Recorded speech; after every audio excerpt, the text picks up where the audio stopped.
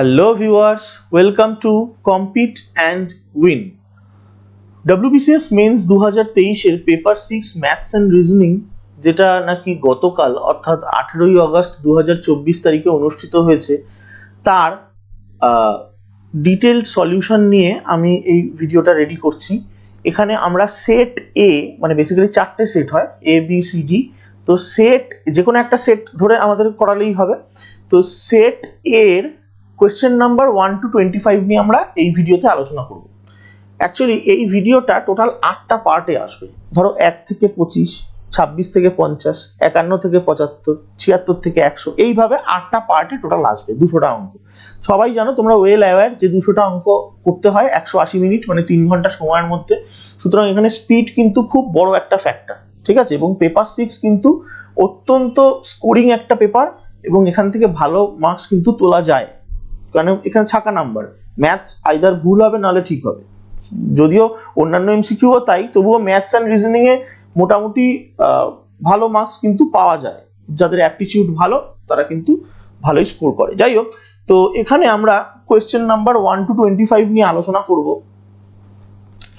তো চলো আমরা কথা না বাড়িয়ে আমাদের আজকের ক্লাসটা স্টার্ট করে দিচ্ছি।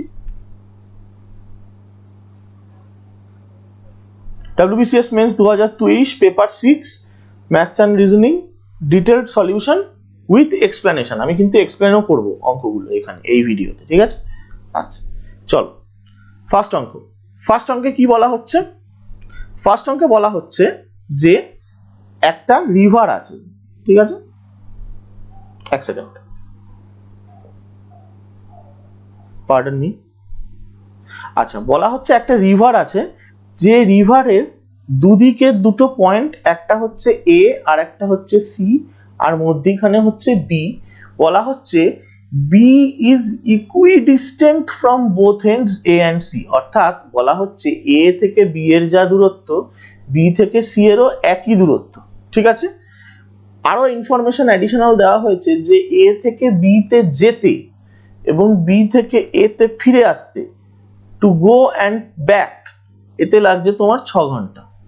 আরেকটা ইনফরমেশন বলে দেওয়া হয়েছে যে এ থেকে সি তে শুধু যেতে, মাইন্ড ইট, শুধু বলেছে এ থেকে সি তে যেতে, এটাতে সময় লাগছে 8 ঘন্টা, ঠিক আছে।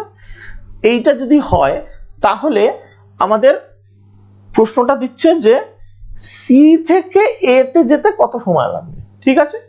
চলো, আচ্ছা একটা কথা বলি, এ থেকে সি তে যে 8 ঘন্টায় যাচ্ছে, তার মানে এ থেকে বি তে তো আগে গেছে, তবে তো তারপর সি তে গেছে। তার মানে যেহেতু এ থেকে বি আর সি থেকে বি ইকুইডিস্টেন্ট, তাহলে আমরা ধরতে পারি যে এ থেকে বি অথবা বি থেকে সি, যেটাই বলো না কেন, এই দুটোতে সময় লেগেছে 8 ঘন্টা বাই 2 ঘন্টা, কারণ দুটো কম্পোনেন্ট, একবার এ থেকে বি তে যাবে, বি থেকে সি তে যাবে, টোটালটা হবে এ থেকে সি। তাহলে এ থেকে সি তে যদি টোটাল 8 ঘন্টা সময় লাগে, তাহলে এ থেকে বি তে শুরু যেতে বা বি থেকে সি তে শুরু যেতে কত সময় লাগবে? 4 ঘন্টা। আচ্ছা, এবার এইটা নিয়ে আমি আসবো। দেখো এখানে পরিষ্কার বলা হয়েছে এ থেকে বি তে যেতে 6 ঘন্টা লাগে, আর বি থেকে এ তে ফেরত আসতে এ থেকে বি তে যেতে এবং বি থেকে এ তে ফিরে আসতে টোটাল 6 ঘন্টা লাগে। তার মানে এ থেকে বি তে যাওয়ার যে সময়টা, এটা 4 ঘন্টা আমরা পেয়ে গেলাম, ঠিক। তার মানে বি থেকে এ তে ফেরত আসতে কত সময় লাগে? সেটা হচ্ছে 6 - 4, 2 ঘন্টা, ঠিক আছে। এবার তার মানে বি থেকে এ তে ফেরত যেতে আমার কত সময় লাগছে? 2 ঘন্টা। এবং যেহেতু বি থেকে এ এর যা দূরত্ব এবং সি থেকে বি এর যা দূরত্ব দুটোই সেম, তার মানে সি থেকে বি তে যেতেও লাগবে 2 ঘন্টা, তাই নয় কি? যে যদি বি থেকে এ তে যেতে লাগে 2 ঘন্টা, তাহলে সি থেকে বি তে যেতেও তো লাগবে 2 ঘন্টা, তার কারণ দুটো তো ইকুইডিস্টেন্ট। আমি কি বলছি বোঝা যাচ্ছে তো? আই থিঙ্ক তোমরা বুঝতে পারছো। তাহলে তার মানে আমার সি থেকে এ তে যেতে টোটাল কত সময় লাগছে?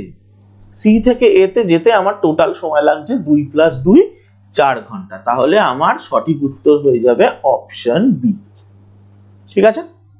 চলো, তার মানে আমরা নেক্সট অঙ্কে যাই। নেক্সট অঙ্কে বলা হচ্ছে যে এ আর বি একটা কাজ 12 দিনে করতে পারে।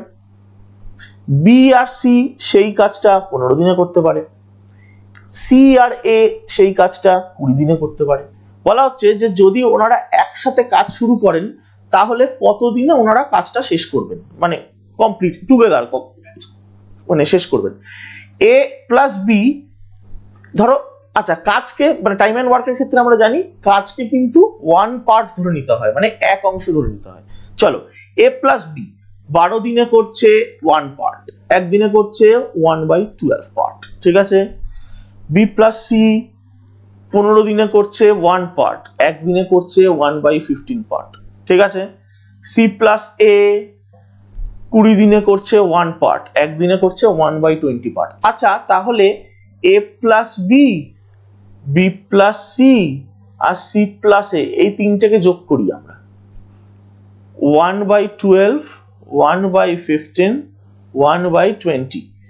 তার মানে আমার এখানে চলে আসছে 2 ইন্টু এ প্লাস বি প্লাস সি হচ্ছে তোমার 1/12 প্লাস 1/15 প্লাস 1/20, ঠিক আছে। তার মানে 2 ইন্টু এ প্লাস বি প্লাস সি দাঁড়াচ্ছে আমার 180, এখানে লসাগু হবে 12, 15, 20 লসাগু করলে 180 পাওয়া যায়। 12 দিয়ে হবে 15, 15 দিয়ে হবে 12 আর 20 দিয়ে হবে এটা 9। তার মানে 2a plus b plus C এইটা দাঁড়িয়ে যাবে হচ্ছে 15, 12, 27 আর 9 36, 36/180। এবার 36/180 মানে হচ্ছে 1/5, ঠিক আছে। এবং তার ফলে এখানে a plus b plus c তে দাঁড়িয়ে যাবে 1/5 ইন্টু 2, দ্যাট ইজ 1/10। অর্থাৎ এ প্লাস বি প্লাস সি যদি একত্রে কাজ করে তাহলে একদিনে কমপ্লিট করতে পারবে 1/10 ভাগ, ঠিক আছে। তার মানে 1/10 ভাগ কমপ্লিট করে একদিনে, তাহলে 1 ভাগ কততে, 1 পার্ট কততে কমপ্লিট করবে 10 দিনে, তাহলে আমার 10 দিন উত্তর হয়ে যাবে 10 ডেজ। তাহলে সঠিক অ্যান্সার হবে অপশন বি, ঠিক আছে। চল এরপরের যে অঙ্কটা আছে সেটা হচ্ছে বলছে যে একজন শপকিপার একটা আর্টিকেল 20% লসে বিক্রি করেছে। এবার ও যদি ওটাকে 200 টাকা, মানে বর্তমান যে সেল প্রাইস সেটার থেকে যদি 200 টাকা বেশিতে বিক্রি করতো তাহলে ও 5% প্রফিট পেত। তাহলে আর্টিকেলটার কস্ট প্রাইস কত? আচ্ছা প্রথম ব্যাকগ্রাউন্ডটা কি? প্রথম ব্যাকগ্রাউন্ডে বলা হচ্ছে ভদ্রলোক 20% লস করেছেন। এই ধরনের অঙ্ক যেহেতু পার্সেন্টেজের অঙ্ক এবং প্রফিট অ্যান্ড লসের একটা কনসেপ্ট এখানে জড়িয়ে আছে, আমরা কি করব আমাদের অঙ্ক বোঝার সুবিধার্থে বা ক্যালকুলেশনের সুবিধার্থে আমি ধরে নেব যে ভদ্রলোকের কস্ট প্রাইস হচ্ছে 100 ইউনিট। তার মানে এটার উপর 20% উনি লস করেছেন, তার মানে উনি 80 ইউনিটে বিক্রি করেছেন। যখন লস খাচ্ছেন তখন 80 ইউনিটে বিক্রি করেছেন, আর যখন গেইন করছেন বা প্রফিট করছেন তখন উনি কততে বিক্রি করছেন? 105 ইউনিটে বিক্রি করছেন, তাই তো? কারণ 100 ইউনিটের উপর 5% মানে 5 ইউনিট লাভ করছেন। এই যে ডিফারেন্সটা 25 ইউনিট, এটাই তো ওই 200 টাকার সমান, তাই তো বলেছে। দেখো 20% লস আর 5% প্রফিটের যে ডিস্টেন্স সেটাই তো এই 200 টাকাটা। তার মানে 1 ইউনিট কত? 200/25 ইকুয়ালস টু 8 টাকা। তাহলে 100 ইউনিট কত হবে? 100 ইন্টু 8, 800 রুপিস। তাহলে জিনিসটার ক্রয় মূল্য বা কস্ট প্রাইস কত দাঁড়াবে? 800 টাকা। চলো আমাদের এই 3 নম্বর অঙ্কটাও হয়ে গেল। এরপর আমরা 4 নম্বর অঙ্কতে যাচ্ছি।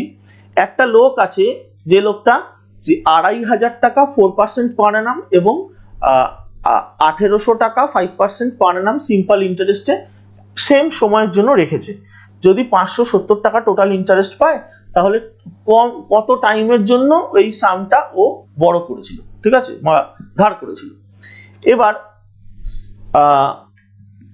ব্যাপারটা হচ্ছে এরকম যে তুমি ধরে নাও টি সময়ের জন্য ধার করেছিল। আচ্ছা আমরা একটা ফর্মুলা জানি না যে পি প্রিন্সিপালকে যদি টি সময়ের জন্য r% ইন্টারেস্ট রেটে রাখা হয় তাহলে একটা নির্দিষ্ট সময়ের পর, মানে টি সময়ের পর তার সুদ কত হয়? PTR/100। এইটাই আমি এই কনসেপ্টটাই আমি এখানে ইউজ করব। এই কনসেপ্টটার ক্ষেত্রে চলো আমাদের প্রথমটার ক্ষেত্রে বলেছে 2500 টাকা 4% রেখেছে, ঠিক আছে। তারপরটা বলেছে 1800 টাকা 5% রেখেছে। আচ্ছা প্রথম PTR/100। এবার আরেকটা জিনিস ধরে নাও, তাহলে প্রথম PTR/100টা কত হবে? 2500 ইন্টু টি হচ্ছে টি আমরা জানি না, এটাই বের করতে হবে, আর হচ্ছে 4, ঠিক আছে। Plus 1800 into t into 5/100। এই যে দুটো সুদ, এই দুটো সুদের পরিমাণই তো 570 টাকা। অর্থাৎ এখানে উপরে আসবে 25 ইন্টু 4 100টি, আর এদিকে 1800, তো 1800-র সাথে 100 কেটে যাবে, এদিকে আসবে 90টি। তাহলে 100টি প্লাস 90টি হচ্ছে 570, অর্থাৎ 190টি হচ্ছে 570। তাহলে টি অ্যান্সার হবে 3। তাহলে 3 বছরের জন্য রেখেছিল। চলো আমাদের 4 নম্বর অঙ্কটাও হয়ে গেল। এবার আমরা 5 নম্বর অঙ্কে ঢুকবো। 5 নম্বর অঙ্কটা বেসিক্যালি আছে তোমার একটা জিআই আছে, যে জিআইতে আমরা বেসিক্যালি কোডিং ডিকোডিং রিলেটেড একটা জিআই আছে, যেখানে বলা হচ্ছে টাই যদি হয় 34, নাও যদি হয় 52, তাহলে ওয়্যাক্স কত হবে।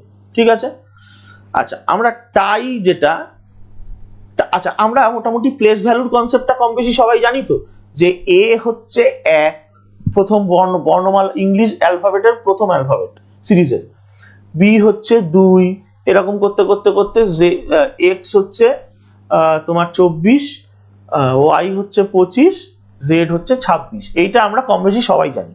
তা সেই প্লেস ভ্যালুগুলোকেও তুমি যদি এখানে দাঁড় করাও, তাহলে তুমি দেখবে টি এর প্লেস ভ্যালু হচ্ছে 20, আই এর প্লেস ভ্যালু হচ্ছে 9, আর ই এর প্লেস ভ্যালু হচ্ছে 5। তাহলে 20 প্লাস 9 প্লাস 5 34 আসছে, একদম আসছে। এবার নাও এরটা দেখি। নাও এর ক্ষেত্রে নাও হচ্ছে 14, ও হচ্ছে 15, ডাব্লিউ হচ্ছে 23। তাহলে 14 প্লাস 15 প্লাস 23 52 আসছে, একদম আসছে। তার মানে ওয়্যাক্সটার ক্ষেত্রেও আমাকে এই প্যাটার্নটাই ফলো করতে হবে। ওয়্যাক্সের ডাব্লিউ হচ্ছে 23, এ হচ্ছে 1, এক্স হচ্ছে 24। তার মানে আমার দাঁড়াচ্ছে 23 প্লাস 1 24 প্লাস 24 মানে 48। তাহলে আমার সঠিক উত্তর হয়ে যাবে অপশন সি। ঠিক আছে, চল এরপরের অঙ্কটায় চলে যাই। এটা খুব ইজি আছে, এখানেও আরেকটা জিআই দেওয়া হয়েছে যে ওশেন যদি ওয়াটার দিয়ে তৈরি হয় তাহলে গ্লেসিয়ার কি দিয়ে তৈরি হবে। এটা ডিটেল এক্সপ্লেনেশনের কোনো দরকার নেই, এটা পরিষ্কার আমরা বুঝতে পারছি ওশেন যদি ওয়াটার দিয়ে তৈরি হয় তাহলে গ্লেসিয়ার আইস দিয়ে তৈরি হবে। ঠিক আছে, এটাতে মানে একদম সিম্পলেস্ট জিআই এটা দেওয়া হয়েছিল। এরপর বলছে এরপর একটা মিডিয়ানের অঙ্ক আসছে। আচ্ছা, মিডিয়ানের অঙ্কের ক্ষেত্রে যদি আমার ইভেন নাম্বারের সিরিজ থাকে, তাহলে আমি একদম মাঝের দুটো সংখ্যাকে কনসিডার করে সেটাকে 2 দিয়ে ভাগ করি, তবে আমার মিডিয়ানটা আসে। আর যখন অড নাম্বারের সিরিজ থাকে, তখন একদম মাঝখানে যে টার্মটা বসে থাকে সেটাকেই আমরা মিডিয়ান হিসেবে কনসিডার করি। এই জিনিসটা কিন্তু লাগবে এই অঙ্কের ক্ষেত্রে। কিরকম, যেমন ধরো তোমাকে কি কি অবজারভেশন সেট যখন প্রথমটা দিচ্ছে, সেখানে কি কি দিচ্ছে 30, 34, 35, 36, 37, 38, 39 এবং 40। তার মানে এখানে অবজারভেশন কটা আছে দেখো, 8টা আছে। 8টা মানে মাঝের দুটো, অর্থাৎ এই 36 আর এই 37, এই দুটোকে যোগ করে তার সেটাকে 2 দিয়ে ভাগ করতে হবে, তাহলে আমার মিডিয়ান আসবে 36.5। তার মানে এই সিরিজের মিডিয়ানটা হচ্ছে 36.5। এবার বলছে এই সিরিজ থেকে তুমি 35টাকে সরিয়ে নিচ্ছ, এই সিরিজ থেকে তুমি 35টাকে সরিয়ে নিচ্ছ, তাহলে আমার নতুন সিরিজ কত দাঁড়াচ্ছে 30,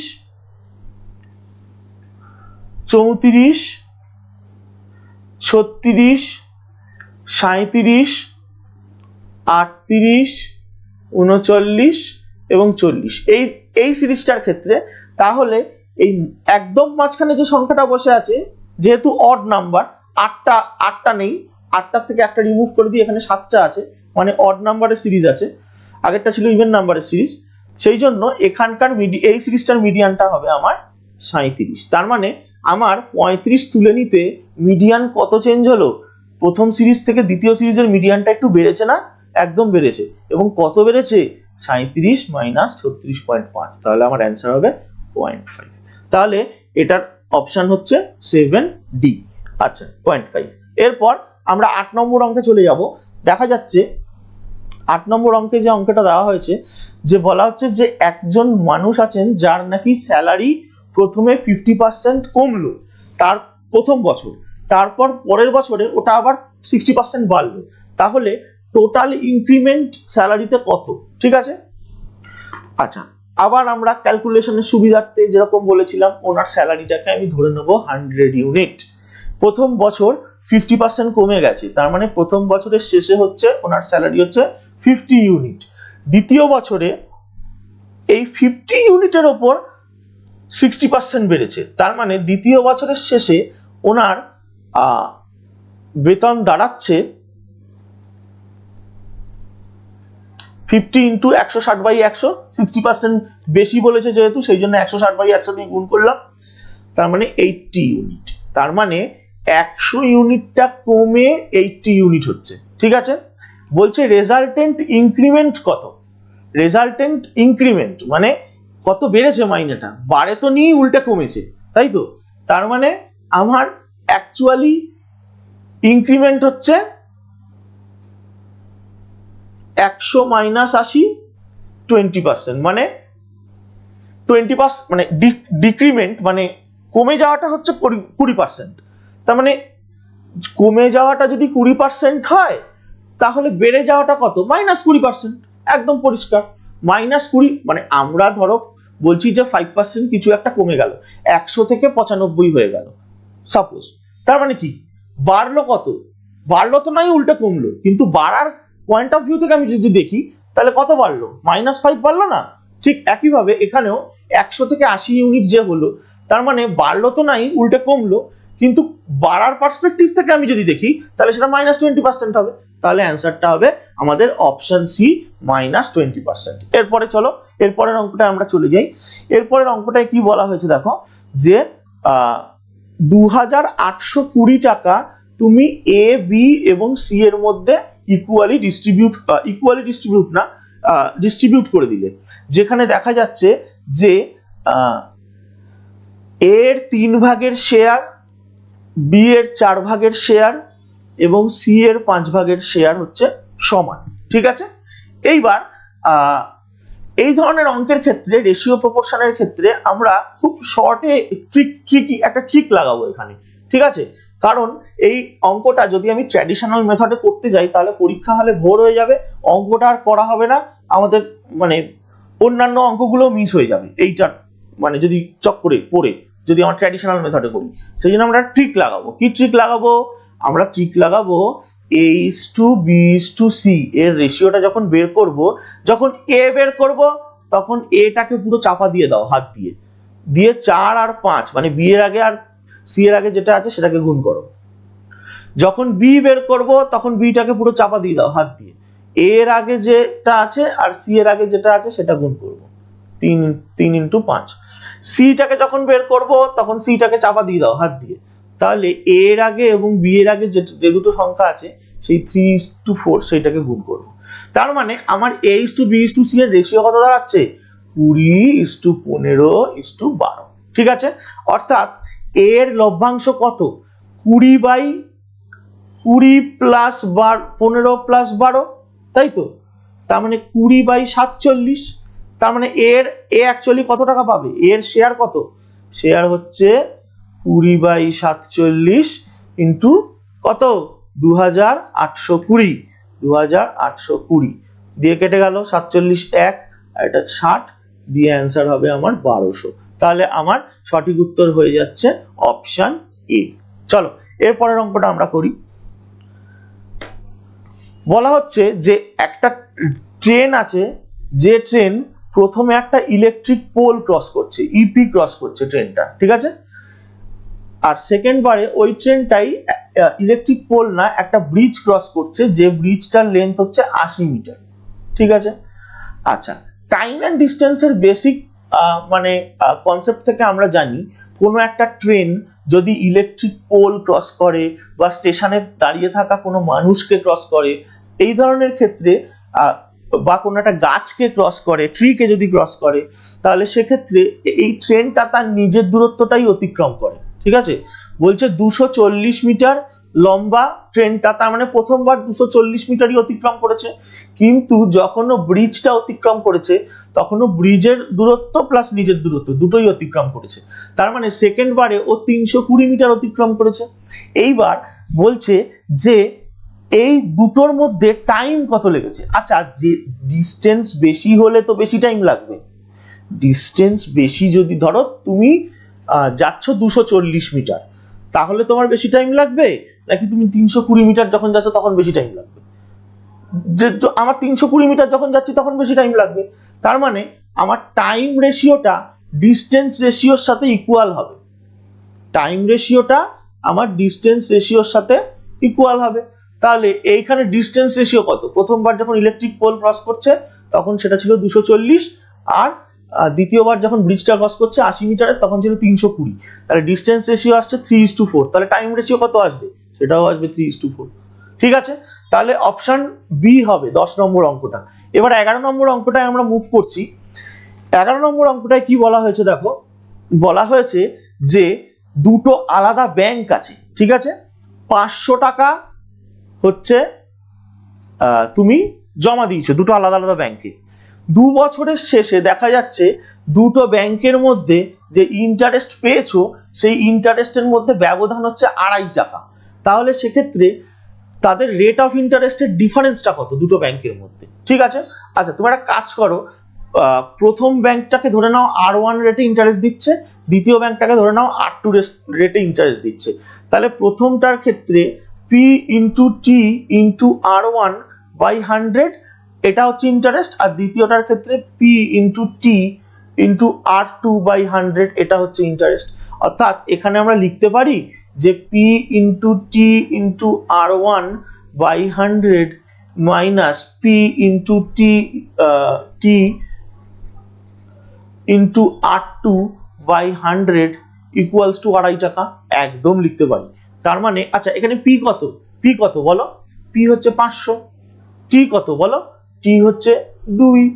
তার মানে R1 500 into 2 into R1 by 100। ঠিক একইভাবে এখানেও P আর টিটা তো দুটোর ক্ষেত্রেই সমান, তাই না? বাই 100, এটা হচ্ছে আমার 2.5 টাকা। দিয়ে আমি 100 500 আর এই 500 100 এরকম ভাবে কেটে দিলাম। তাহলে আমার উপরে দাঁড়াচ্ছে 10R1 মাইনাস 10R2 হচ্ছে 2.5। তার মানে R1 মাইনাস R2, এটাকে যদি 10টাকে যদি কমন নিয়ে নাও আর ওইদিকে যদি ফেলে দাও তাহলে আসবে 2.5/10। তার মানে এটা হচ্ছে 25/100। তার মানে দুটো ব্যাংকের রেট অফ ইন্টারেস্টের মধ্যে ডিফারেন্স কত? 25%। তাহলে আমাদের সঠিক উত্তরটা হবে অপশন এ। তার মানে 11-র উত্তর এ হবে অপশন এ। চলো 12 নম্বর অঙ্কটায় যাই। 12 নম্বর অঙ্কটায় কি বলছে দেখো, 12 নম্বর অঙ্কটায় বলা হচ্ছে যে একটা লোক যে অ্যাকচুয়ালি 10 কিলোমিটার পার আওয়ার বেগে হেঁটে যায়, ঠিক আছে, যদি সে 14 কিলোমিটার পার আওয়ার বেগে যেত তাহলে সে 20 কিলোমিটার আরো অতিক্রম করত। ও 20 কিলোমিটার আরো অতিক্রম করত, ঠিক আছে। আচ্ছা এই যে দুটো স্পিড, এই দুটো স্পিডের ডিফারেন্স কত? 4 কিলোমিটার প্রতি ঘন্টা, তাই তো? মানে কি করে পেলাম? 14 - 10 করে পেলাম। এবার টাইমটা তো ফিক্সড আছে দুটোর ক্ষেত্রে, সে 10 কিলোমিটার নিয়েই যাক আর 14 কিলোমিটার নিয়েই যাক, টাইমটা তো ফিক্সড আছে, কারণ টাইমের তো কিছু যখন বলে দেওয়া হয়নি তার মানে টাইমটা ফিক্সড আছে। তার মানে এই যে 20 কিলোমিটার ও এক্সট্রা যাচ্ছে সেটা ওই এক্সট্রা 4 কিলোমিটারের জন্যই তো এই 20 কিলোমিটারটা যেতে পারছে। এক্সট্রা 4 কিলোমিটার পার আওয়ার যেহেতু ওর বেগ আছে সেই জন্যই তো 20 কিলোমিটার এক্সট্রা যেতে পারছে। তার মানে 4 কিলোমিটার পার আওয়ার বেগের জন্য ও যেতে পারছে 20 কিলোমিটার, ঠিক আছে। তার মানে ওর অ্যাকচুয়াল পার ঘন্টায় ও কত অতিক্রম করেছে। তার মানে আমি এরকম ভাবে লিখতেই পারি যে 4 আচ্ছা এক সেকেন্ড একটু দাঁড়াও, 20 কিলোমিটার অতিক্রম করেছে হচ্ছে তোমার 4 কিলোমিটার পার আওয়ার গতিবেগে। আচ্ছা distance by speed equals to time. আচ্ছা distance by speed equals to time, এক্ষেত্রে ডিস্টেন্সটা কত? 20, স্পিডটা কত? 4, তাহলে টি এর ভ্যালু হয়ে যাবে 5। এবার বলছে তার মানে টি হচ্ছে 5 ঘন্টা, 5 ঘন্টা আমি পেয়ে গেলাম। এবার বলছে অ্যাকচুয়ালি ও লোকটার স্পিড কত থাকার কথা? 10 কিলোমিটার। ও তো ইচ্ছে করে না হয় জোরে জোরে পা চালিয়ে 14 কিলোমিটারে যাচ্ছে, কিন্তু অ্যাকচুয়াল ওর স্পিড থাকার কথা কত, 10 কিলোমিটার, এবং অ্যাকচুয়াল এবং টাইমটা তো অ্যাকচুয়াল ও যদি 10 কিলোমিটারে হাঁটে সেটার জন্য কনস্ট্যান্ট, 14 কিলোমিটারে হাঁটে সেটার জন্য কনস্ট্যান্ট।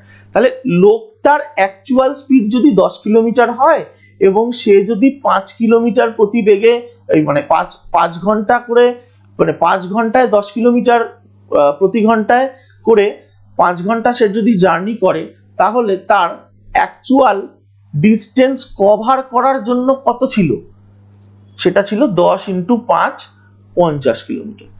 বোঝা গেল আমি কি বললাম?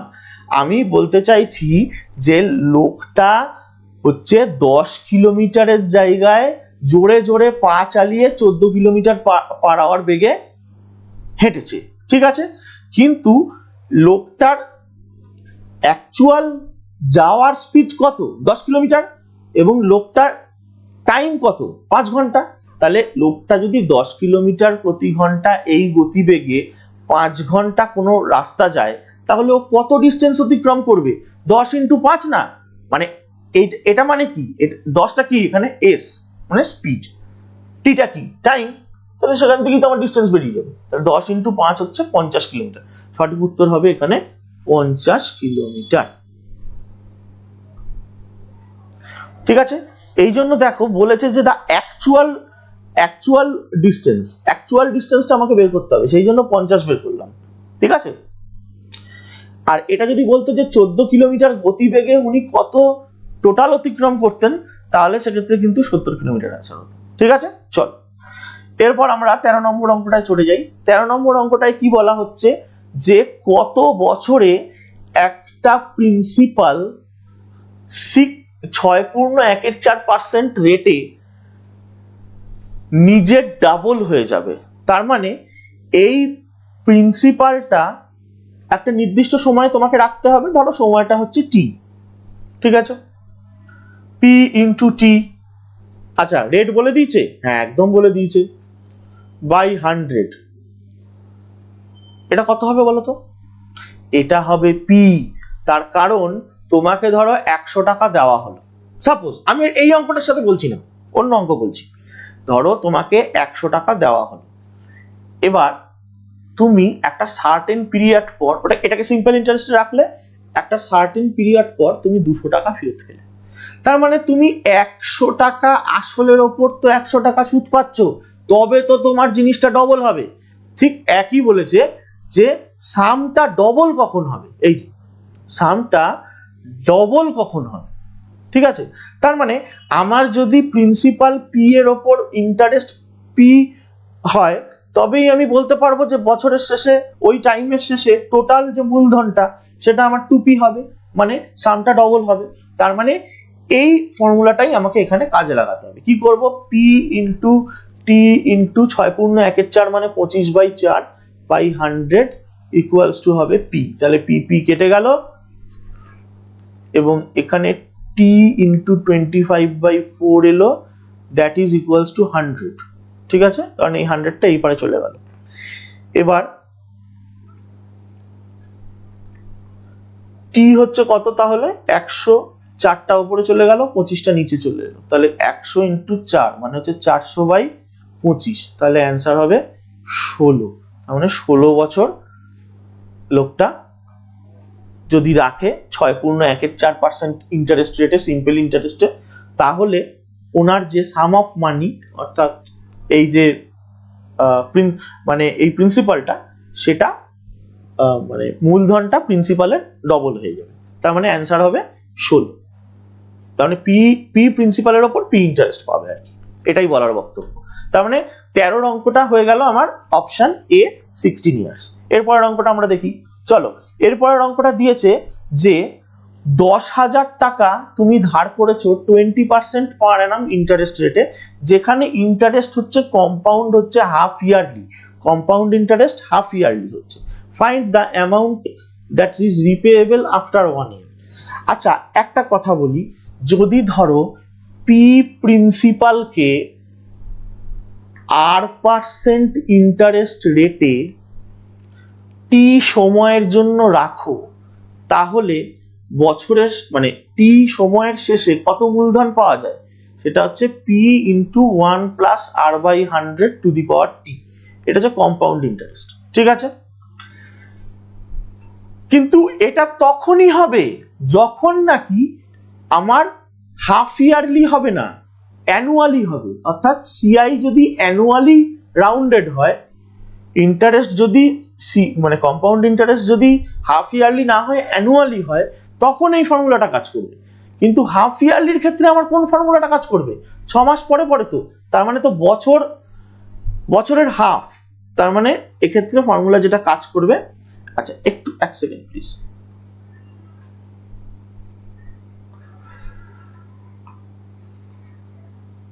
Pardon me for this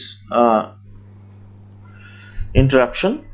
তো সেক্ষেত্রে আমার যেটা কম্পাউন্ড ইন্টারেস্টটা হবে, মানে কম্পাউন্ড ডেড হাফ ইয়ারলি করলে যে আমার মূলধনটা দাঁড়াবে সেটা হচ্ছে এই রকম, P into 1 plus R by 200 into 2t, মানে ইন্টু না সরি, এটা টু দি পাওয়ার 2t। আচ্ছা এবার এখানে পি কত?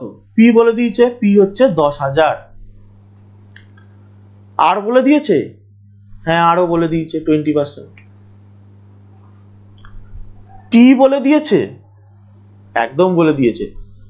1 বছর পর চাইছে তো, তার মানে টি যদি হাফ ইয়ারলি হয়, হাফ ইয়ারলিতে যদি আমার কম্পাউন্ডিং রাউন্ড হয়, তাহলে আমার টিটা কত হবে?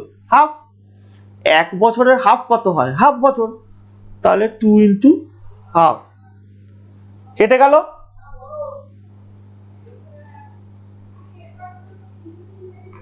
এবার তার মানে এবার হলো 10,000 ইন্টু সরি একটু ভুল হচ্ছে এটা, হ্যাঁ এটা 200 হবে, এটা আর বাই 200 হবে, এক্সট্রিমলি সরি। তো এটা 10,000 ইন্টু 200 প্লাস 20 বাই 200, তার মানে 10,000 ইন্টু 220 বাই 200 দিয়ে আমার ফাইনালি উত্তর আসবে 2 কেটে যাবে, 22 ওপরে থাকবে, মানে এখানে 2 আর এখানে 110, তার মানে 100 ইন্টু 110, তার মানে আমার সঠিক উত্তর হয়ে যাবে 11,000। ঠিক আছে, তাহলে আমার 1 বছরের শেষে যদি কম্পাউন্ডিং হাফ ইয়ারলি হয়, তাহলে 20% ইন্টারেস্ট রেটে আমি বছরের শেষে কত মূলধন পাবো? আসল প্লাস সুদ মিলিয়ে 11,000 টাকা। ঠিক আছে, চলো এরপরের অঙ্কটা আমরা চলে যাই।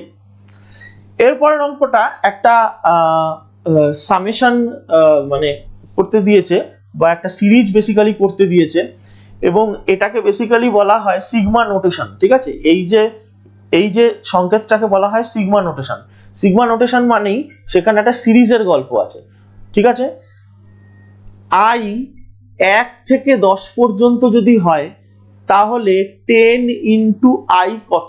অর্থাৎ আই এর ভ্যালু যদি 1 থেকে 10 পর্যন্ত হয়, তাহলে এখানে কোন সিরিজটা তৈরি হবে বলতো? 10 ইন্টু আই 1 একের জন্য, আই যখন 1, আই যখন 2 10 ইন্টু 2, আই যখন 3 10 ইন্টু 3, এরকম করতে করতে আমার লাস্টে আসবে আই যখন 10 10 ইন্টু 10। সিগমা নোটেশনের অঙ্ক, এটা সিরিজের অঙ্ক। ঠিক আছে, এবার পুরো তুমি 10টাকে এখানে কমন নিয়ে নাও, তাহলে ভেতরে পড়ে থাকবে 1 প্লাস 2 প্লাস 3 প্লাস 4, এরকম করতে করতে 10 অবধি। এবার আমরা জানি 1 থেকে যদি আমরা কনজিকিউটিভ নাম্বারের যদি যোগফল বের করতে যাই, তাহলে সেখানে আমার ফর্মুলা কোনটা কাজে লাগে? সেই ফর্মুলাটা হচ্ছে n ইন্টু n প্লাস 1/2, যেখানে n হচ্ছে নাম্বার অফ টার্মস। আচ্ছা, এখানে এই যে সিরিজটার মধ্যে নাম্বার অফ টার্মস কটা? 10টা তো, একদম 10টা। আচ্ছা, তাহলে 10 into n plus 1, 10 plus 1 by 2, তার মানে এখানে এলো আমার 10 ইন্টু 10 ইন্টু 11 বাই 2, 2 কেটে গেল 5, তার মানে 5 ইন্টু 11 মানে 55, তাহলে 10 ইন্টু 55 দিয়ে আমার ফাইনাল অ্যান্সার এলো 550। ঠিক আছে, তার মানে আমার সঠিক উত্তর হয়ে যাবে কি? আমার সঠিক উত্তর হয়ে যাবে 550। তাহলে আমার 15 নম্বর অঙ্কটা হয়ে গেল। চলো এবার আমরা 16 নম্বর অঙ্কতে ঢুকি। এই 16 নম্বর অঙ্কটায় বলা হচ্ছে যে এ বি সি একত্রে একটা কাজ করে। ঠিক আছে, যে জন্য ওরা টোটাল 550 টাকা হচ্ছে মজুরি পায়। ঠিক আছে, এবার এ আর বি কাজটার 7/11 পার্ট কমপ্লিট করে রেখেছে। এবার কাজটাকে তুমি যদি টোটাল 1 পার্ট ধরো, বাকিটা সি করেছে, ঠিক আছে, এ আর বি 7/11 করেছে, বাকিটা সি করেছে, তাহলে কাজটাকে তুমি যদি টোটাল 1 পার্ট ধরো, তাহলে সি কত করেছে? 1 - 7/11, তার মানে 4/11 পার্ট হচ্ছে সি করেছে, 4/11 পার্ট সি করেছে। তাহলে সি যদি 4/11 পার্ট করে, তাহলে সি এর লভ্যাংশ কত হবে বা মজুরি কত হবে? সেটা হবে 4/11 ইন্টু 5.5, তার মানে 4 ইন্টু মানে 11 কেটে যাবে, 550 এর সাথে 50, তাহলে এখানে হলো 4 ইন্টু 50, অ্যান্সার হবে 200। ঠিক আছে, তাহলে আমার সঠিক উত্তর কি হলো? আমার সঠিক উত্তর হলো এখানে 200। ঠিক আছে, এরপর আমরা চলে আসছি তারপরের অঙ্ক। চলো, সেটা হচ্ছে 17 নম্বর অঙ্ক। এই অঙ্কটা বেসিক্যালি জিওমেট্রির কনসেপ্টে করানো হয়েছে, করতে হবে আর কি। এটা হচ্ছে একটা ত্রিভুজ, যেটা হচ্ছে বেসিক্যালি এ বি সি। ঠিক আছে, এই ত্রিভুজের ক্ষেত্রে কি বলা হয়েছে? এই ত্রিভুজের ক্ষেত্রে বলা হয়েছে এ থেকে বি সির ওপর একটা ডি পয়েন্টের ওপর একটা রেখা অঙ্কন করা হয়েছে, যেটা এডি। ঠিক আছে, এসিবি ভ্যালু আর এবিডির ভ্যালু সমান বলা হয়েছে কোণে, বা এবিডি বলছি, বিএডির ভ্যালু সমান বলা হয়েছে প্রশ্নে। এবি বলা হয়েছে 16, এসি বলা হয়েছে 8, আর এডি বলা হয়েছে 3। এখানে আমরা কোন ফর্মুলাটা লাগাবো? এখানে হচ্ছে ট্রায়াঙ্গেলের সিমিলারিটি অ্যান্ড কনগ্রুয়েন্স। ঠিক আছে, এই যে মানে কনগ্রুয়েন্স অ্যান্ড সিমিলারিটি চ্যাপ্টারের অঙ্ক এটা। এই মানে প্রপার্টিটা আমি কাজে লাগাবো কিরকম? যেমন ধরো এখানে বলছে যে দুটো ত্রিভুজ, একটা হচ্ছে এসিবি আর একটা হচ্ছে এডিবি। এই দুটো ত্রিভুজের মধ্যে আমরা যদি দেখি তাহলে দেখতে পাবো কোণ বি দুটো হচ্ছে দুটো ত্রিভুজেই রয়েছে। দেখো এই যে এই কোণ বিটা এডিবির ক্ষেত্রেও রয়েছে, এসিবির ক্ষেত্রেও রয়েছে। ঠিক আছে, আচ্ছা, আর প্রশ্নে আরেকটা বলা আছে কোণ এসিবি ইকুয়ালস টু কোণ বিএডি। কনগ্রুয়েন্স আর সিমিলারিটিতে একটা ফর্মুলা, একটা প্রপার্টি হচ্ছে এই যে দুটো ত্রিভুজের যদি দুটো অ্যাঙ্গেল যদি সমান হয়, তাহলে দুটো ত্রিভুজকে সিমিলার বলতে পারি। তার মানে এখানে দুটো ত্রিভুজ এসিবি আর এডিবির মধ্যে বি কোণটা দুটোতেই আছে, আর এসিবি ইকুয়ালস টু বিএডি। তার মানে এখানে পরিষ্কার আমরা লিখতে পারি যে এসিবি ত্রিভুজটা হচ্ছে এডিবি ত্রিভুজের সাথে সিমিলার। ঠিক আছে, এবার চলো আমরা একে নিই ত্রিভুজটা, এটা হচ্ছে এসিবি। আর এডিবি ত্রিভুজটা যদি আমি উল্টো করে অঙ্কন করি এইদিকে, তাহলে এইখানে কত আসবে? এ, এখানে আসবে ডি, এটাই আসবে বি। ঠিক আছে, এবার এখানে এবি হচ্ছে 16, এসি হচ্ছে 8, বিডিটা বের করতে হবে। ডিএটা আমার বলা আছে, ডিএ হচ্ছে তোমার 3। ঠিক আছে, তাহলে এই দুটো ত্রিভুজ যখন সিমিলার, তাহলে আমরা এটা ইজিলি লিখতে পারি যে এসি বাই এডি, মানে এই AC by AD equals to, আচ্ছা, AC by AD equals to AB by DB equals to AB by DB লেখাই যায়। তার মানে ডিবি বা বিডির ভ্যালু কত দাঁড়াচ্ছে? বিডির ভ্যালু দাঁড়াচ্ছে AB into AD by AC. AB কত? 16, এডি কত? 3, এসি কত? 8, তাহলে বিডির ভ্যালু দাঁড়াচ্ছে 6 সেন্টিমিটার। 16 ইন্টু 3 মানে 48/8 হচ্ছে 6 সেন্টিমিটার, তাহলে উত্তর হয়ে যাবে 6 সেন্টিমিটার। ঠিক আছে, চলো নেক্সট স্লাইডে আমরা চলে যাই। এই অঙ্কটা খুবই ইজি অঙ্ক আছে, যেটা হচ্ছে বেসিক্যালি বলা হয়েছে যে একটা সেট দেওয়া হয়েছে, যেখানে তিনটে গ্রুপের কথা বলা হয়েছে, যারা নাকি হিন্দি, বাংলা এবং ইংলিশ জানে বা পড়ে। ঠিক আছে, এবার এইটা হচ্ছে হিন্দির বলয়, মানে হিন্দির বলা হয় মানে এটা হচ্ছে হিন্দির সার্কেল সেট, এটা হচ্ছে বেঙ্গলি সার্কেল সেট, এখানে হচ্ছে ইংলিশের সার্কেল সেট। বলা হচ্ছে যে কতজন স্টুডেন্ট আছে যারা নাকি তিনটে সাবজেক্টেই নলেজ রাখে, এইখানে বলেছে দেখো how many percents no all the 3 languages. আচ্ছা, এই যে জায়গাটা আছে এইটা হচ্ছে তো সেই জায়গা যে যেখানকার স্টুডেন্টরা হিন্দিও জানে, বাংলাও জানে, ইংলিশও জানে। কারণ এই জায়গাটা দেখো হিন্দি, বাংলা, ইংলিশ তিনটের মধ্যেই কমন, এই জায়গাটা আমি আঁকলাম। তার মানে এখানে 53 জন হচ্ছে এমন যারা নাকি তিনটে ল্যাঙ্গুয়েজই জানে, তাহলে অ্যান্সার হবে 53, option C will be correct answer. ঠিক আছে, এইবার চলো আমরা এর পরের অঙ্কটায় চলে যাই। এর পরের অঙ্কটায় কি বলা হয়েছে দেখো, দুটো লোক আছে যাদের মান্থলি ইনকাম হচ্ছে 2:3 আর মান্থলি এক্সপেন্স হচ্ছে 5:9। আচ্ছা, প্রথম লোক, আমি যদি ইনকাম কম্পোনেন্টকে যদি x ধরি ফ্যাক্টর, তাহলে প্রথম লোকটার ইনকাম হচ্ছে 2x, দ্বিতীয় লোকটার ইনকাম হচ্ছে 3x, whereas এক্সপেন্ডিচার ফ্যাক্টরটাকে আমি যদি y ধরি, তাহলে প্রথম লোকটার এক্সপেন্ডিচার হচ্ছে 5y আর দ্বিতীয় লোকটার এক্সপেন্ডিচার হচ্ছে 9y। এই অবধি ঠিক আছে। তার মানে আচ্ছা, আর যদি ধরো তুমি ইনকাম থেকে এক্সপেন্ডিচার বাদ দাও তবেই তো তুমি সেভিংসটা পাবে। তার মানে 2x minus 5y equals to 3x minus 9y equals to 600। এইটা বুঝতে তো কোনো অসুবিধা নেই, কারণ 600 টাকা তো পার মান্থে সেভ করে বলেই দিয়েছে। ঠিক আছে, এবার তার মানে 2x minus 5y equals to 3x minus 9y, আমরা কি করব, এই 9y টাকে এদিকে নিয়ে চলে আসবো আর এই 2x টাকে ওদিকে নিয়ে চলে যাব। তার মানে এখান থেকে আসবে 4y equals to x, তার মানে y হচ্ছে x by 4। ঠিক আছে, এইবার এই y equals to x by 4 টা আমি এই ইকুয়েশনটার মধ্যে পুট করব, কারণ এইটা ইন্ডিভিজুয়ালি 600, আবার 3x minus 9y টাও ইন্ডিভিজুয়ালি 600 ছিল। আমি কি করব, এখানে 2x থেকে 5 y এর জায়গায় x by 4 বসাবো equals to 600। ঠিক আছে, তার মানে 2x minus 5x by 4 হচ্ছে 600, or 8x minus 5x by 4 equals to 600. That means 3x by 4 equals to 600, or x by 4 যদি হয় 200, তাহলে x হচ্ছে কত, 800। তার মানে প্রথম লোকটার ইনকাম হচ্ছে 2x equals to 2 into 800 মানে হচ্ছে 1600, আর দ্বিতীয় লোকটার ইনকাম হচ্ছে 3x equals to 3 into 800 equals to 2400। তাহলে আমার অ্যান্সার দাঁড়ালো 1600 এবং 2400।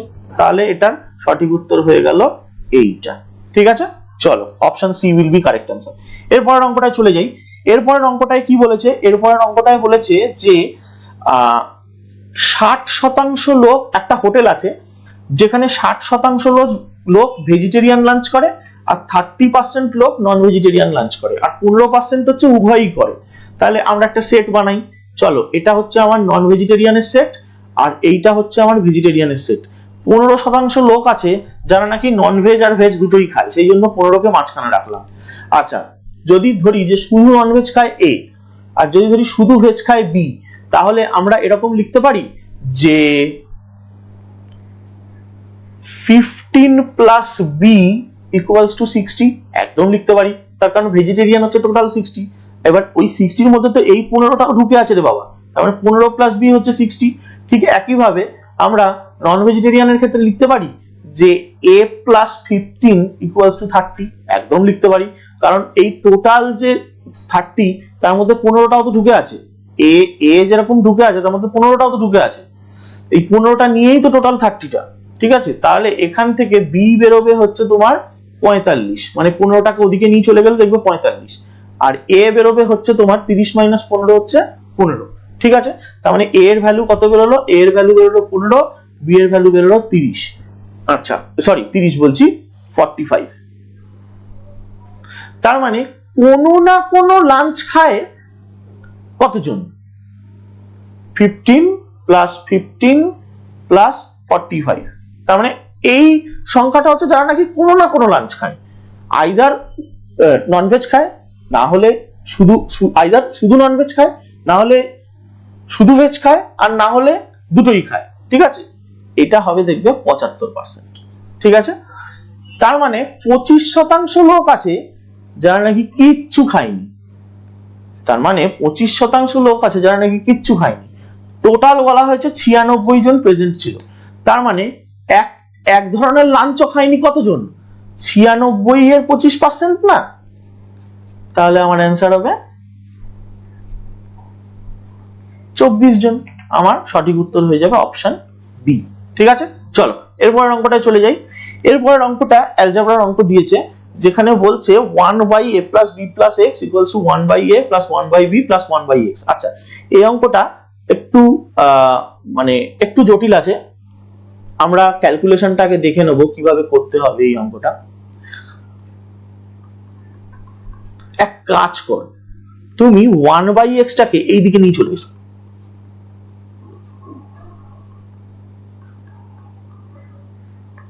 আর 1/a + 1/b টাকে এদিকেই রেখে দাও, দরকার নেই, কিছু করতে হবে না। x * a + b + x লসাগু এলো, তাহলে উপরে আসবে x আর উপরেই আসবে x মাইনাস ব্র্যাকেটের মধ্যে a + b + x। আচ্ছা, এখানে নিচে হচ্ছে ab আর উপরে হচ্ছে b + a। আচ্ছা, এইখানে এদিকটা চলে গেলাম আমি, এখানে হলো x - a - b - x by x * a + b + x equals to b + a by ab। আচ্ছা, x আর মাইনাস x কেটে গেল, তাহলে উপরে চলে এলো মাইনাসটাকে কমন নিয়ে নিলে a + b চলে আসবে, আর এইখানটা আসবে x * a + b + x equals to b + a বা a + b যাই লেখো তুমি বাই ab। চলো এরপরের অঙ্কটাতে আমরা মানে এর পরের স্টেপটাতে আমি স্টেপ জাম্প করবে না কিন্তু অঙ্কের ক্ষেত্রে, স্টেপ জাম্প করলে কিন্তু বিপদ হয়ে যাবে। একদম এই ধরনের অঙ্কে স্টেপ জাম্প করবে না, ঠিক আছে?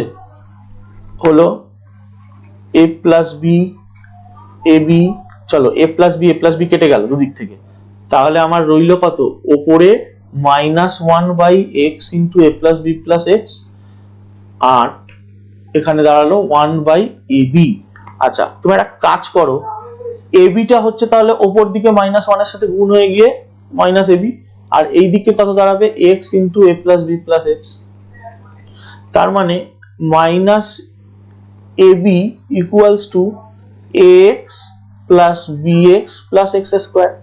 এটা করলে ফাইনালি দেখবে এবার ab টাকে তুমি একটা কাজ করো ওই দিকে নিয়ে চলে যাও, তাহলে দাঁড়াবে হচ্ছে x² plus ax plus bx plus ab। এটা দাঁড়াবে ফাইনালি 0, কারণ ab টাকে আমি ওই পারে নিয়ে চলে গেলাম। এবার কি করব, x টাকে প্রথমে কমন নেব, x plus a থাকবে, আর b টাকে কমন নেব, x plus a থাকবে। অর্থাৎ ফাইনালি আমার ইকুয়েশনটা এরকম ভাবে দাঁড়াবে, ফ্যাক্টরাইজ করে x plus a into x plus b equals to 0। আচ্ছা, একটা জিনিস আমি বলে দিই, এই ধরনের অঙ্কে যদি এরকম দুটো উৎপাদকের যদি গুণফল বা দুটো রাশির গুণফল যদি 0 আসে, আইদার এই x plus a টা 0 হবে, সেক্ষেত্রে x equals to -a হবে, অথবা x plus b টা 0 হবে, যেখানে x equals to -b হবে। তাহলে x এর কোন দুটো ভ্যালু সম্ভব? -a and -b। তাহলে আমি 21 c টাকে আমি এটাকে c টা হচ্ছে আমার কারেক্ট অ্যান্সার। ঠিক আছে, ওকে। এটা একটু জটিল অঙ্ক ছিল, একটু কিন্তু ভালো করে প্র্যাকটিস করবে এই অঙ্কটা, ঠিক আছে? এর পরবর্তীকালে মেন্সে কিন্তু আসতেই পারে, বিভিন্ন পরীক্ষাতেই এখন অ্যালজেব্রার উপর কিন্তু যথেষ্ট ফোকাস দেওয়া হচ্ছে। এসএসসি সিজিএল, এসএসসি সিএইচএস এর জন্য তো খুবই গুরুত্বপূর্ণ এই অঙ্কগুলো। আচ্ছা, এরপর আমরা চলে যাব আর একটা অঙ্কে, যেখানে পরিষ্কার একটা জিনিস বলা হয়েছে যে এটা বেসিক্যালি একটা জিআই, ঠিক আছে? এই জিআইটার ক্ষেত্রে বেসিক্যালি একটা মিসিং নাম্বারের জিআই এখানে দেওয়া হয়েছে। 7 প্রথম রাশিটা হচ্ছে এরকম, দ্বিতীয় রাশিটা হচ্ছে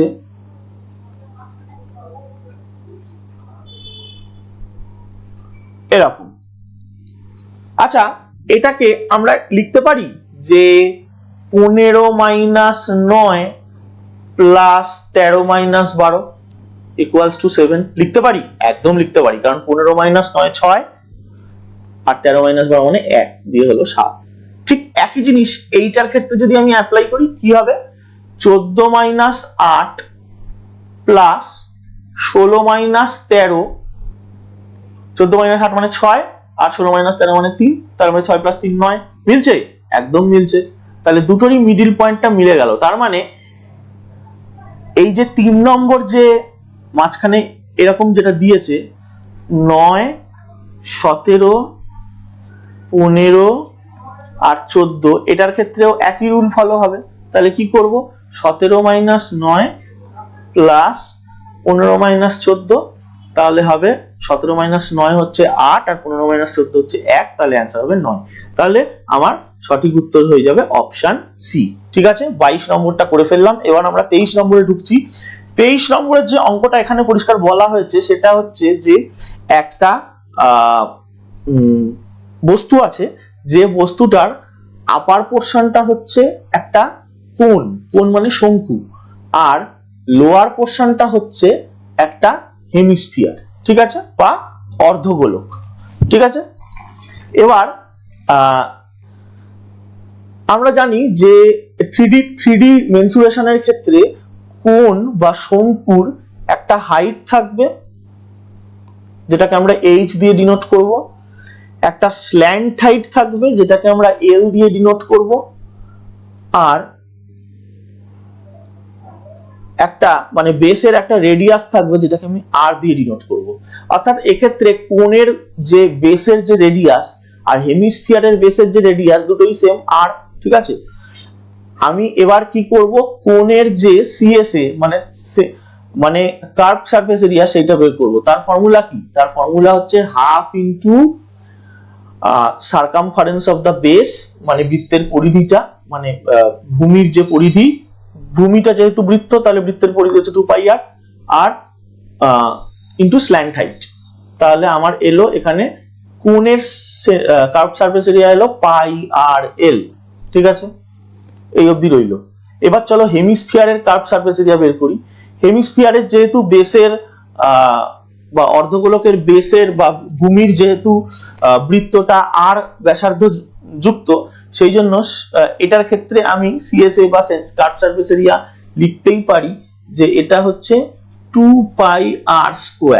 জেনারেলি 4πr² হচ্ছে স্ফিয়ারের কার্ভ সারফেস এরিয়া, আর হেমিস্ফিয়ারের কার্ভ সারফেস এরিয়া হচ্ছে 2πr²। এখানে কিন্তু আমরা 2πr² কেন করলাম, তার কারণ এখানে বেস যেটা হেমিস্ফিয়ারের যে বেস সেটা যে রেডিয়াসটা সেটা হচ্ছে r। ঠিক আছে, বলা হচ্ছে যে শেপ এই যে if the surface areas of two parts are equal, অর্থাৎ আমি এখান থেকে পরিষ্কার লিখতেই পারি যে πr/l ইকুয়ালস টু 2πr²। তাহলে আর কেটে যাবে, এদিকে একটা r থাকবে, তার মানে আর পাই কেটে যাবে, তার মানে l আসবে 2r। ঠিক আছে, কারণ এই অবধি বোঝা গেছে তো, l ইকুয়ালস টু 2r, একদম বোঝা গেছে। আচ্ছা, তার মানে আমার কোণ যেটা, সেই কোণের স্ল্যান্ট হাইটটা কত দাঁড়ালো? স্ল্যান্ট হাইটটা কত দাঁড়ালো? 2r।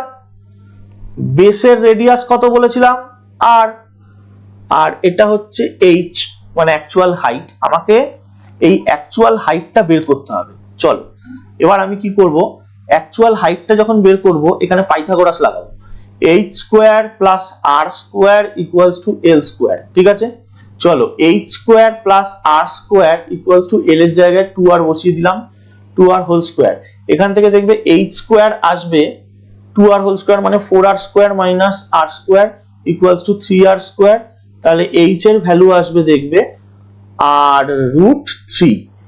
এটাই বলেছে, দেখো যে find the ratio of the radius and height of the cone. তাহলে কোণের রেডিয়াস কত বলো? কোণের রেডিয়াস তাহলে কত? আর রেডিয়াস আর হাইট আমি এই দুটোর রেশিও করব তো। চলো তাহলে রেডিয়াস কত? এই যে বেসের রেডিয়াস আর হাইট কত বেরোলো? হাইট হচ্ছে r√3। তাহলে আমার সঠিক উত্তর হয়ে যাবে 1:√3। তাহলে আমার 23 এটা সঠিক হয়ে যাবে। এরপর আমরা চলে যাচ্ছি আরেকটা জিআই এর অঙ্ক আছে, যেখানে বলছে যে তিনটে সেট দিয়েছে। ওই যে আগের যে সেটটা দিয়েছিল হিন্দি বাংলা ইংলিশ, ওই সেটটাই কিন্তু এখানে আবার রিপিট করেছে। ঠিক আছে, এবার দেখো এই বলাটা হচ্ছে হিন্দি, এই বলাটা হচ্ছে বাংলা, আর এই বলাটা হচ্ছে ইংলিশ। ঠিক আছে, এবার একটা জিনিস বলি, শুধু হিন্দি পড়ে 70 জন, শুধু বাংলা পড়ে 120 জন, শুধু ইংলিশ পড়ে 83 জন।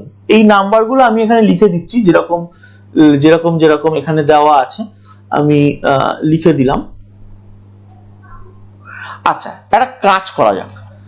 বলছে প্রশ্নটা কি ভালো করে বোঝো, how many persons are there who do not know any language, কোনো ল্যাঙ্গুয়েজই জানে না, ঠিক আছে, এবং সেক্ষেত্রে আমার 500টা ল্যাঙ্গুয়েজের ওপর আমাকে স্টাডি করতে হবে। আচ্ছা, কোনো না কোনো ল্যাঙ্গুয়েজ, কি বললাম, কোনো না কোনো ল্যাঙ্গুয়েজ জানে কতজন, কোনো না কোনো ল্যাঙ্গুয়েজ জানে কতজন, এটা আমাকে আগে বের করতে হবে। সেক্ষেত্রে আমি কি করব,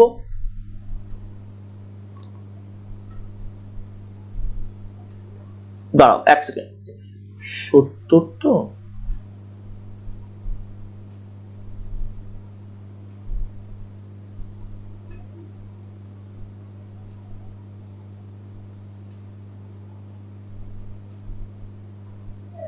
ও না না, কোনো না কোনো ল্যাঙ্গুয়েজ না, এখানে চেয়েছে যে how many persons who do not know Hindi language. আচ্ছা, হিন্দি ল্যাঙ্গুয়েজ কে জানে না সেটা চেয়েছে। আচ্ছা, হিন্দি ল্যাঙ্গুয়েজ জানে কতজন একটু বলো তো। হিন্দি ল্যাঙ্গুয়েজ জানে হচ্ছে 70 প্লাস 65 প্লাস 53 প্লাস 47, অর্থাৎ এইটা এইটা এইটা এবং এইটা, ঠিক আছে, দিয়ে তার মানে আমার 70 প্লাস 65 কত, 135, 53 আর 47 কত, 100। তার মানে আমার হিন্দি ল্যাঙ্গুয়েজ জানে হচ্ছে 235 জন। তার মানে 500টা লোক ছিল, 500টা লোকের মধ্যে হিন্দি যদি 235 জন জানে, তাহলে জানে না কতজন, 500 মাইনাস 235, অ্যান্সার হবে 265 এবং সঠিক উত্তর হয়ে যাবে এ। আমি একটু তোমাদের মানে এই জায়গাটা আমি অ্যাকচুয়ালি পড়তে ভুল করেছিলাম, হিন্দি ল্যাঙ্গুয়েজ, সেই জন্য হয়তো কিছুক্ষণ একটু চুপ করেছিলাম, তো please pardon me for that, human error হতেই পারে। তো চলো এরপর আমরা এই স্লাইডের মানে এই সেশনের লাস্ট এমসিকিউটায় চলে যাই। এখানে বলা হচ্ছে যে একটা বছরের শুরুতে এ এবং জয়েন্ট বি জয়েন্টলি একটা বিজনেস চালু করলো এবং 1 বছর চালালো। এ কি করলো, 17,000 টাকা 4 মাস রাখলো, আর 17,000 এবং 4 মাসের পর কি করলো, আরো 4,000 টাকা বাড়িয়ে দিল। অর্থাৎ এই যে বলছে after 4 months A made a further investment of 4,000 in this business. প্রথমেও 17,000 টাকা রেখেছিল এ, আর বি রেখেছিল 20,000 টাকা, ঠিক আছে। After 4 months A made a further investment of 4,000 in this business, মানে এর 17,000 খাটলো 4 মাস, আর 17,000 প্লাস 4,000 খাটলো 12 মাইনাস 4 মাস, অর্থাৎ এর মূলধন হলো বিজনেসের ক্ষেত্রে 17,000 ইন্টু 4 প্লাস 21,000 ইন্টু 8 দিয়ে 68,000 প্লাস 1,68,000 দিয়ে ফাইনালি দাঁড়ালো 2,36,000। এটা হচ্ছে এর মূলধন, ঠিক আছে, এর ক্যাপিটাল। বি এর ক্যাপিটাল কত, বি কোনো চেঞ্জ করেনি, ঠিক আছে, ভালো লোক, বি কোনো চেঞ্জ করেনি, একদম 20,000 টাকাই 12 মাস কাটিয়েছে। তাহলে বি এর লভ্যাংশ বা বি এর মূলধন কত হবে, 2,40,000, ঠিক আছে। তার মানে এ আর বি এর মূলধনটা আমার বেরিয়ে গেল। তার মানে কি, লভ্যাংশের যে অনুপাত সেটা মূলধনের অনুপাত বা ক্যাপিটালের রেশিও সমান হবে।